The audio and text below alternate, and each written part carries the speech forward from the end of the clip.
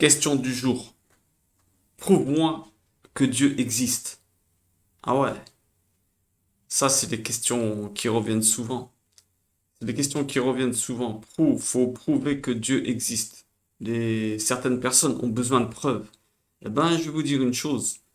On peut pas prouver que Dieu existe. C'est impossible de prouver que Dieu existe. Vous savez pourquoi? Bah parce que c'est pas le contrat. Dieu il veut qu'on passe pas, il veut pas qu'on passe par la preuve pour qu'on sache qu'il existe ou pas ou pour qu'on croie en lui. Il veut qu'on passe par la foi. Ça n'a rien à voir. Pour ça, il y aura toujours une part de doute quand il t'envoie un signe, quand tu as un miracle autour de toi. Ben parce que justement, Dieu il veut pas qu'on passe par l'intelligence ou la raison pour croire en lui. Il veut qu'on passe par la foi. Donc tu peux pas prouver que Dieu il existe. Vous voyez ce que je veux dire ou pas? Dieu il veut une relation qui passe par la foi, pas par l'intelligence. Ça n'a rien à voir. C'est pas pareil. La foi c'est un autre domaine. C'est quelque chose qu'on j'ai déjà expliqué dans une vidéo. On peut pas te faire croire en Dieu ni faire croire en Dieu à personne. Pourquoi?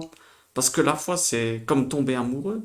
C'est comme tomber amoureux. Je peux pas te forcer à tomber amoureux de quelqu'un.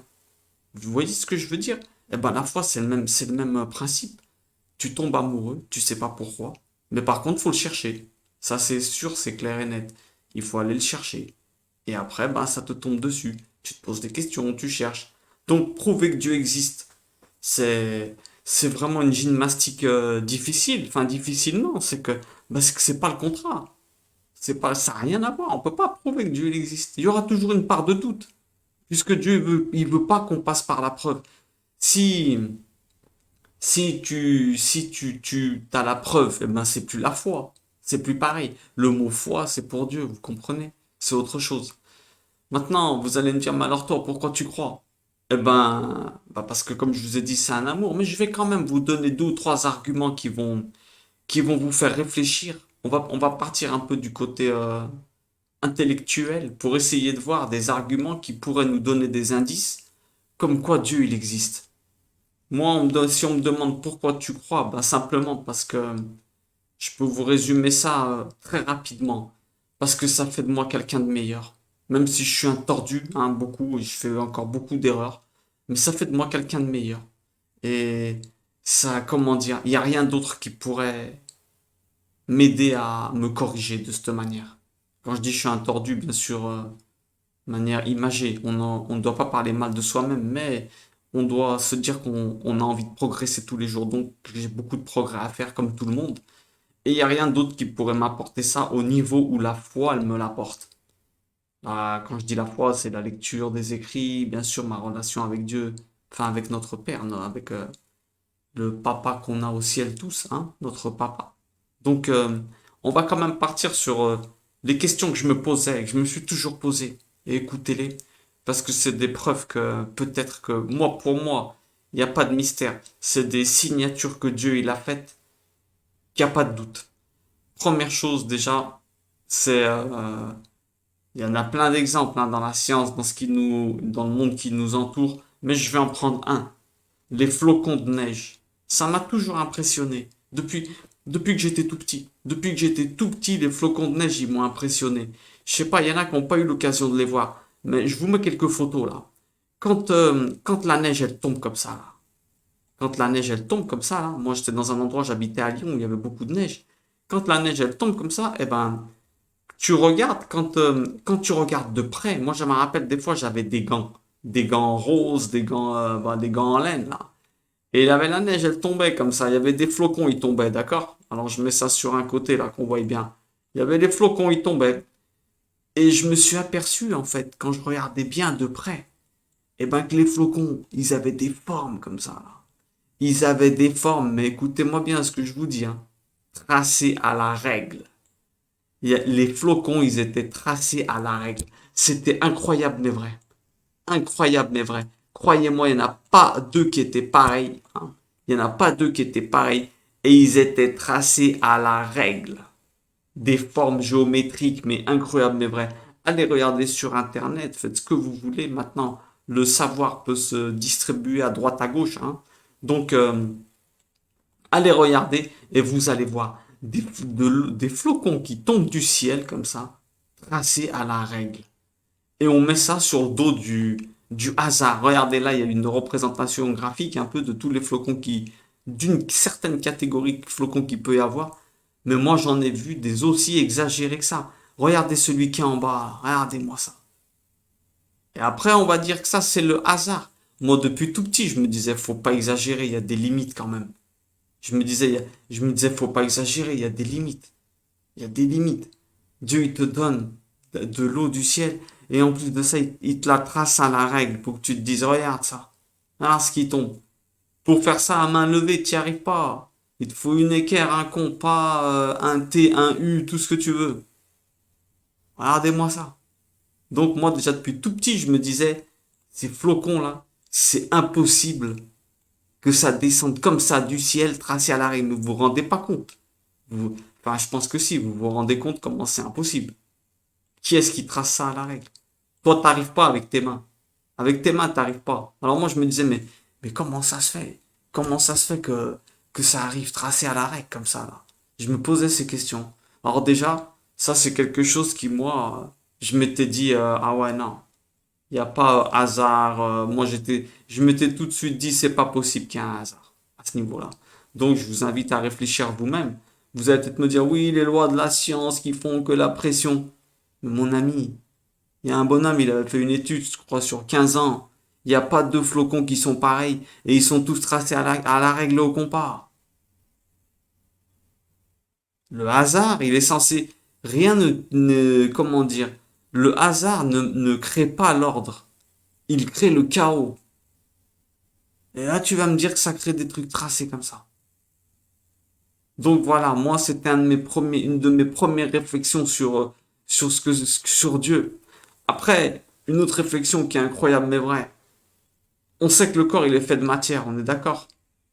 On sait que, on vient du soi-disant Big Bang, toutes ces histoires. Il y en a qui pensent que, euh, au début, tout était une petite boule d'énergie qui s'est dilatée. Après, bon, ça a explosé, ça a refroidi, et ça a créé des petites planètes, des planètes minérales, et petit à petit, tout s'est transformé à minéral animal, animal, vous voyez ce que je veux dire? Bon, bref, minéral végétal, végétal animal, et d'un coup, la matière s'est mise à penser. C'est comme si tu me dis qu'une porte, elle pense. Tout, nous, on est fait de matière. On est fait de matière. On va pas me dire le contraire. On retourne à la Terre, on devient tout de la matière. On se décompose, on devient de la matière. Même le cerveau, c'est des protéines, des graisses, c'est de la matière. D'accord? Alors la matière se serait mise à penser. Alors déjà là, je me posais des questions. C'est comme si tu disais qu'une porte, qui te différencie toi d'une pomme? Eh ben, rien. Pourquoi? Parce que toi, quand tu vas mourir, tu vas aller dans du sable. Le sable, tes molécules redeviennent tout. Tout se réinvestit. On connaît la loi de Lavoisier, non? Rien ne se perd. Donc, ça veut dire que tes pensées, elles s'en vont dans une pomme. Écoutez bien ce qu'on est en train de dire. Ça veut dire quoi? Ça veut dire que c'est intellectuellement ridicule de penser que la matière, elle pense d'elle-même et que d'un coup, elle s'est mise à penser. C'est intellectuellement ridicule. T'as un cœur de chair. C'est de la chair, non? On mange du cœur, il y en a qui mangent du cœur. T'as un cerveau, il y en a qui mangent du cerveau aussi, hein, ça existe, hein. Cerveau, protéines, graisse. Et ça pense. Ça pense. Il faut vous rendre compte de l'incohérence quand même, hein. Le cœur de chair, il bat depuis que t'es né. Dans la tête, si on fait un électroencéphalogramme, on remarque que ta connexion synaptique, c'est de l'électricité. Où elle est la pile qui fait battre ton cœur? Et où il est le générateur qui met de l'électricité dans ta tête. Puisque t'es de la matière. Et ton cœur, il s'est jamais arrêté. Un bout de chair qui continue à battre. Vas-y, dis-moi. C'est quand même gros ce qu'on est en train de dire. C'est quand même gros ce qu'on est en train de dire. Moi, je vous dis, après, bon, je pourrais rentrer dans une autre question que je me pose et qui démontre que tu as une âme différente de ton corps. Parce que la plupart du temps, il y en a, ils se disent, ouais, ils peuvent penser, dès qu'on meurt, c'est fini. Mais je vais te dire un truc. Je vais te prouver maintenant que tu as une âme différente de ton corps. Tu as deux choses différentes. Tous les soirs, tu l'expérimentes. Tu te couches, tu dors 7 heures, 8 heures. Ton corps, il vieillit de 7 heures, 8 heures. Et dans ta tête, on dirait qu'il y a 7 secondes qui sont passées. Tu vis pas le même événement de la même manière. Tu vis le même événement de manière différente au niveau physique et mental. Vous allez me dire quoi? C'est le cerveau, c'est le cerveau, c'est faux. C'est complètement faux. Ton corps, il a vieilli pendant 7 heures. Et ta tête, on dirait que c'est passé en 7 minutes.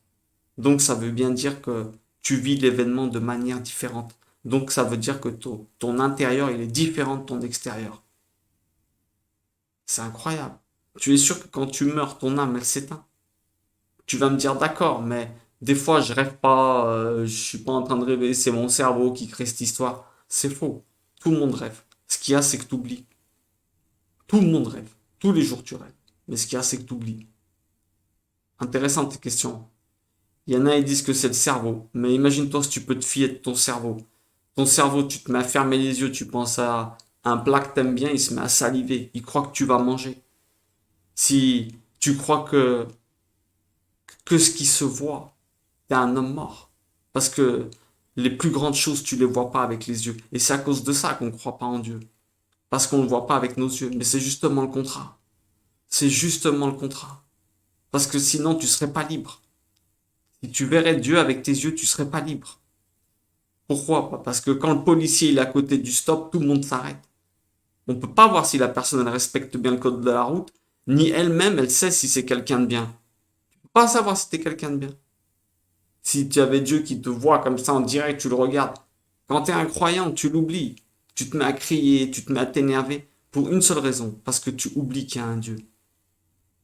Et ouais, le contrat, c'est justement qu'il n'y ait pas de preuve intellectuelle qu'il existe. Parce que c'est pas possible. La science ne peut pas cerner Dieu. Elle ne pourra jamais trouver Dieu. Pourquoi? Bah, parce que la science, elle se contente d'observer ou de trouver des phénomènes qui existent déjà. Et Dieu, il n'est pas matériel. La science, au niveau du non-matière, elle a des grosses lacunes au niveau de l'intériorité de l'homme. Faut faire attention parce que les choses les plus puissantes, tu les vois pas avec les yeux. Regarde, les virus, les, l'avenir, des choses comme ça. Eh ouais, tu vois pas avec tes yeux. C'est pour ça que les gens qui ne croient pas en ce qui se voit pas, ils ne croient pas en l'avenir, là, des fois. Faut faire attention. Il y a un monde, mais là, on dévie un peu. Je veux rester dans le monde physique. Tu ne vois pas tout, si, mais tu n'entends pas tout non plus. Parce que là, autour de toi, il y a toutes les radios, il y a Radio France, RTL, il y a tout autour de toi. Mais ton oreille, elle a pas le calibrage pour l'entendre. Crois-moi que tu prends une radio à côté de toi, tu la mets, elle capte France Info. C'est vrai. Si je te dis, tu entends France Info, non, bah c'est la preuve que tes oreilles, elles sont bridées. Tes yeux sont bridés aussi. Vous comprenez? D'ailleurs, toi-même, ta plus grande puissance, on la voit pas. C'est quoi? Bah, c'est tes pensées. Après, il faut vous dire une chose, hein. C'est qu'on prend des assurances pour la voiture, on prend des assurances pour les immeubles, ton bâtiment, t'as peur que si ça brûle, au cas où, hein. Mais est-ce que tu peux me prouver qu'après la vie, il n'y a pas de mort? Après la mort, il n'y a pas de vie, du moins. Est-ce que tu peux le prouver que dès que tu vas mourir, il n'y a rien après? Parce qu'attention, tu prends des assurances pour tout. Mais ce qui va se passer là-bas, moi je t'assure que tu vas mourir un jour à tes 120 ans, je te le souhaite. Mais ce qui va se passer là-bas, est-ce que tu as pris une assurance pour au cas où il se passe quelque chose pour une longue durée de temps? Parce que les morts, ça fait un moment qu'ils sont morts, non? Ça va durer. On est prêt à prendre une assurance pour une voiture au cas où il arrive quelque chose. Mais est-ce qu'on prend une assurance pour ce qui va nous arriver après là-bas? Parce que s'il y a un Dieu et que tu montes, et il va te dire, si tu es allé dans le monde, c'est que tu avais un projet. Et ce projet, c'était d'être mon associé pour justement une mission spécifique, pour améliorer ce monde. Tu auras intérêt d'avoir des réponses. T'auras intérêt d'avoir des réponses. Si je te dis qu'il y a une chance sur 5 que une voiture, elle marche pas, tu l'achètes? Non. Une chance sur 10? Non. Une sur 100? Non plus. À mon avis, une sur 100, bah peut-être tu dis, je vais aller plus loin, je vais aller plus loin. Tu vois, ton argent, déjà, dans l'incertitude, tu le mets pas. Si je te dis que tu montes dans un avion, il y a une chance sur 100 qui s'écroule, qui tombe. Tu montes, peut-être. Une chance sur 10. Ah, tu montes plus. 50, tu montes plus non plus. Ta vie, c'est pareil. Je te promets. Que le monde se soit créé de manière toute seule comme ça, et que la matière se soit mise à penser comme ça, là. C'est plus de un. Écoutez bien la statistique, hein, 1 10 puissance 45 de chances que ça se soit créé par hasard. Et tu joues ton éternité sur cette statistique et cette probabilité sans te soucier de ce qui va se passer après.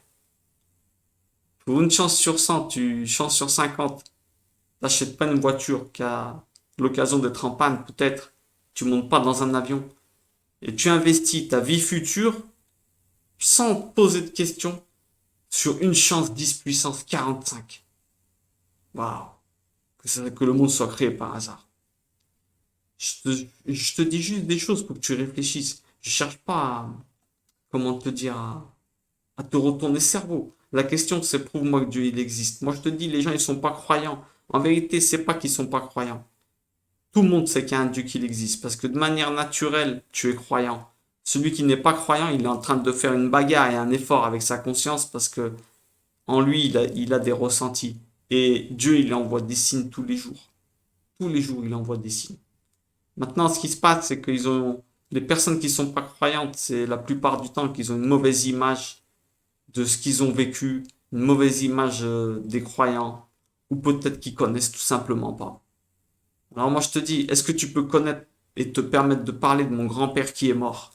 Toi, là, qui aura de la vidéo, qui que tu sois. Non, pourquoi? Parce que tu le connais pas.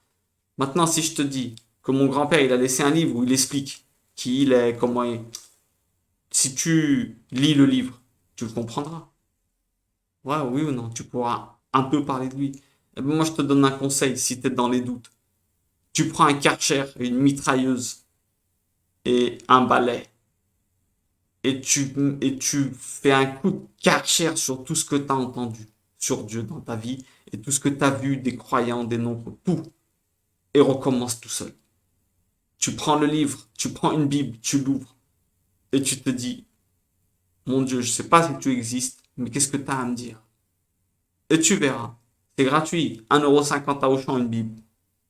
Considérez ça gratuit, non? À mon époque, c'était 1,50 € à Auchan, j'hallucinais. Essaye. Si tu veux vraiment savoir si Dieu il existe. Demande un signe, t'as rien à perdre. Parce que t'en as déjà vu plein. Mais demande un signe et tu le verras.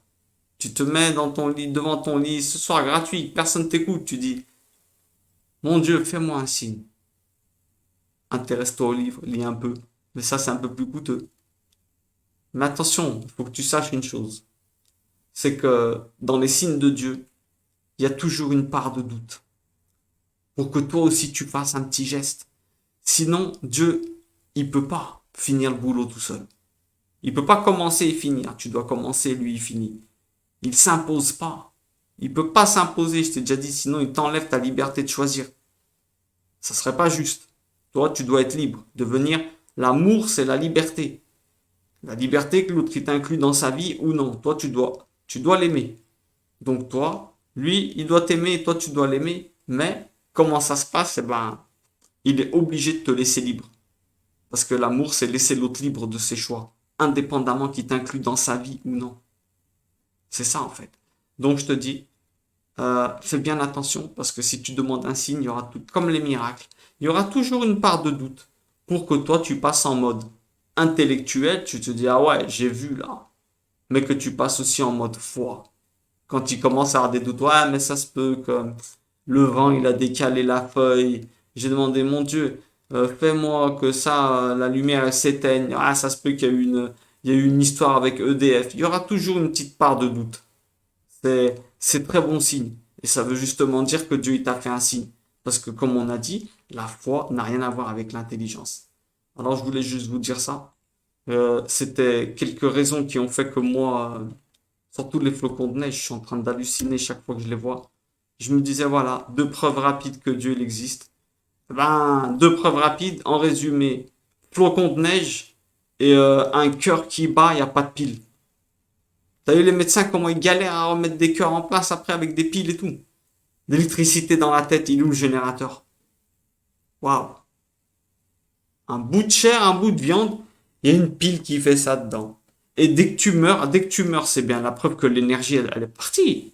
C'est bien que la preuve que ton âme, c'est ce qui donne l'âme, l'énergie divine, c'est ce qui donne c'est le groupe électrogène du corps. Sinon, les morts, leur cœur, ils continueraient à battre. Réfléchissez, il y a bien un truc qui est parti dedans. Vous comprenez ou pas? Sinon, le mort, il meurt et le cœur, il continue, non? Puisque, pourquoi il continue à battre? Parce que le sang, qu'est-ce que tu me sors? Qu'est-ce que tu me sors? Réfléchissez bien. Réfléchissez bien à ça. Sinon, les morts, ils continueraient à avoir cette énergie. Si ça s'est arrêté quand tu meurs, c'est bien la preuve qu'il y a quelque chose qui est parti.